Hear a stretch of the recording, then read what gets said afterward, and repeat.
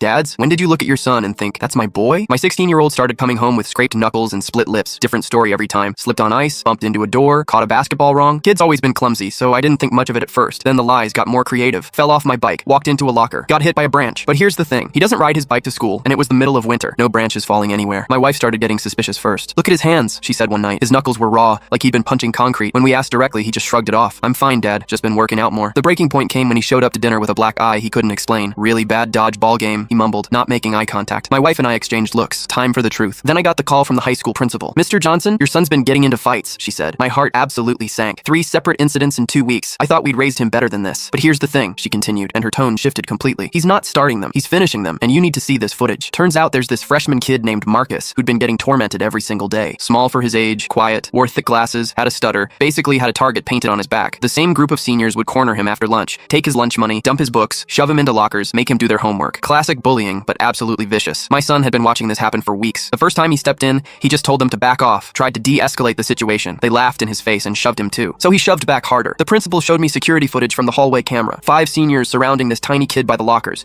taking turns pushing him around like some sick game. Then my son appears at the end of the hall, sees what's happening, and walks straight into the middle of it. No hesitation whatsoever. Hey! He shouts, stepping between them and Marcus. 5-on-1? Real tough guys. The biggest one, probably 6'2" and built like a linebacker, gets right in his face. This doesn't concern you, Johnson. Walk away. Not happening, my son says, and I can see his jaw set in that stubborn way he gets when he's made up his mind. The linebacker throws the first punch, catches him right in the jaw. My son's head snaps back, but he doesn't go down. Instead, he steps forward and drops the kid with one clean uppercut to the cut. The other 4 scattered like roaches when the lights come on, the principal said. Your son helped Marcus collect his books, walked him to his next class, then went to the nurse for his split lip. Didn't say a word about what happened. This wasn't a one-time thing either. It had been going on for 2 weeks straight. Every single time they tried to mess with Marcus, my son would appear out of nowhere. He'd taken a beating more than once, but he kept showing up like some kind of guardian angel. The principal pulled up more footage. There's my son, 3 days earlier, taking on 2 seniors at once while Marcus escaped to class. Another clip from the previous week, him getting sucker punched but still managing to put one of them on the ground. Marcus's parents called me crying, she said. Their son actually wants to come to school now. First time in months he hasn't begged to stay home sick. When I picked him up from school that day, his face was a complete mess. Black eye, swollen jaw, bandaged knuckles, split lip. He looked like he'd gone 10 rounds with a heavyweight boxer and lost every round. Why didn't you tell me what was really happening? I asked as we sat in the parking lot. He shrugged, gingerly touching his swollen jaw. What was I supposed to say? Hey Dad, I've been getting into fights at school? You would have grounded me for life. You could have told me why you were fighting. He looked out the window for a long moment, watching other kids walk to their cars. Someone had to do something, he finally said. The teachers weren't doing anything real about it. They'd give the bullies detention, maybe suspension, and then it would get 10 times worse for Marcus the next day. That kid was getting absolutely destroyed every single day and nobody gave a damn. So you decided to give a damn? Yeah, he said, turning to look at me directly. I decided to give a damn. Marcus reminds me of how I was in middle school before I got bigger. Nobody stood up for me then either. That's when I knew. That's when I looked at my son, bruised, battered, suspended for fighting, facing possible expulsion, and thought, that's my boy. That's exactly my boy.